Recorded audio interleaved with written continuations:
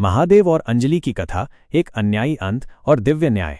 प्राचीन काल की बात है। एक छोटे से गांव में अंजलि नाम की एक सीधी सादी और अत्यंत सुंदर युवती रहती थी। वह स्वभाव से सरल, दयालु और धर्मपरायण थी। अंजलि के माता पिता का स्वर्गवास बचपन में ही हो गया था और वो अपने बड़े भाई और भाभी के साथ रहती थी। माता पिता ने अंजलि के नाम अच्छी खासी संपत्ति छोड़ी थी, जिसे उसके भाई और भाभी हड़पना चाहते थे। भाई और भाभी दोनों ही लालची और क्रूर स्वभाव के थे। वे अंजलि को बात बात पर ताने मारते, उसे घर के सारे काम करवाते और कभी भरपेट भोजन भी नहीं देते थे। अंजलि ये सब सहती रही क्योंकि उसके पास जाने को और कोई जगह न थी। उसका एक ही सहारा था, भगवान शिव पर उसकी अटूट श्रद्धा। हर सोमवार को वह मंदिर जाती, पूरी भक्ति से महादेव की पूजा करती और अपने दुख उनके चरणों में अर्पित करती। एक दिन भाई और भाभी ने मिलकर एक भयानक योजना बनाई। उन्होंने फैसला किया कि अंजलि को रास्ते से हटा दिया जाए ताकि सारी संपत्ति उनकी हो जाए। एक रात जब अंजलि गहरी नींद में थी तो उन्होंने चुपके से उसके कमरे में प्रवेश किया और निर्ममतापूर्वक उसकी हत्या कर दी। उनकी आंखों में दया का लेश मात्र भी न था, केवल धन का लोभ था। सुबह जब गांव वालों को अंजलि की मृत्यु का पता चला तो उन्होंने भाई भाभी से पूछा। उन्होंने झूठ कहा कि अंजलि रात में बीमार पड़ी और अचानक ही प्राण त्याग दिए। गांव वाले दुखी हुए, लेकिन किसी को उनकी सच्चाई पर संदेह न हुआ। अंजलि का शरीर गांव के बाहर शमशान घाट ले जाया गया। उधर कैलाश पर्वत पर भगवान शिव अपनी समाधि में लीन थे। किंतु जब अंजलि की निष्प्राण आत्मा, जो अपनी मृत्यु के अन्याय से विचलित थी, ने महादेव को पुकारा तो शिव की समाधि टूट गई। उन्होंने त्रिकालदर्शी नेत्रों से देखा कि कैसे एक निर्दोष भक्त को धन के लालच में मार दिया गया है। महादेव का हृदय करुणा और क्रोध से भर उठा। उनका तीसरा नेत्र क्रोध से लाल हो गया।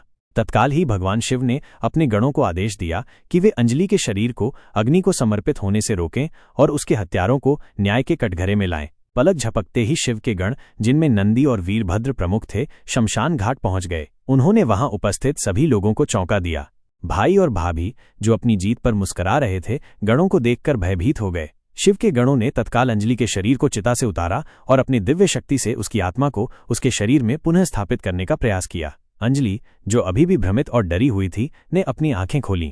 इसके बाद शिव के गणों ने अंजलि के भाई और भाभी को पकड़ लिया और गांव के सामने उनके पापों का खुलासा किया। सत्य जानकर गांव वाले स्तब्ध रह गए और उन्होंने उन दोनों को धिक्कारा। भाई और भाभी को उनके जघन्य अपराध के लिए उचित दंड मिला और वे जीवन भर के लिए समाज से बहिष्कृत हो गए।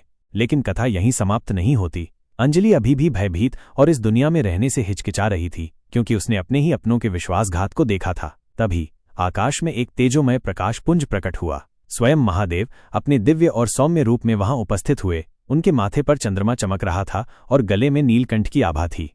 महादेव ने अंजलि को अपने दिव्य हाथों में उठाया। उनका स्पर्श इतना शीतल और शांतिदायक था कि अंजलि के सारे भय और पीड़ा दूर हो गए। महादेव ने अत्यंत स्नेहपूर्ण स्वर में कहा, हे मेरी प्रिय भक्त अंजलि, तुमने जीवन भर अन्याय सहा है और मेरी अविचल भक्ति की है। इस नश्वर संसार में तुम्हारे लिए अब कोई स्थान नहीं है। मैं तुम्हें अपने परम धाम स्वर्गलोक में ले जा रहा हूं, जहां तुम्हें अनंत शांति और सुख प्राप्त होगा।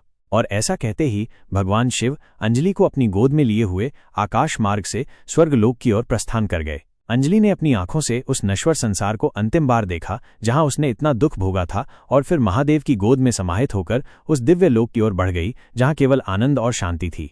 गांव वालों ने इस अद्भुत दृश्य को अपनी आंखों से देखा और महादेव की जय जयकार की। इस घटना ने उन्हें सिखाया कि भले ही कभी कभी अन्याय विजयी होता दिखे, परंतु अंततः दिव्य न्याय अवश्य होता है और सच्चे भक्तों को महादेव कभी अकेला नहीं छोड़ते। अंजलि की कथा आज भी हमें बताती है कि धर्म और भक्ति का मार्ग ही